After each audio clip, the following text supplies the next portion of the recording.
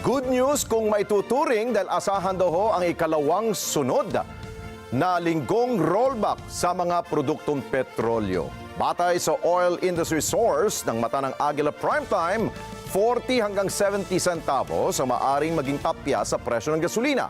1 peso and 30 centavos naman hanggang 1 peso and 60 centavos sa diesel at 85 centavos hanggang piso sa kerosene o gas. Ang forecast rollback ay batay huyan sa 4 na araw na kalakalan sa world market. Pero, mga kababayan, kapit tayo dahil may dagdag pala na 50 centavos sa presyo ng kada kilo ng liquefied petroleum gas o LPG ng Regasco.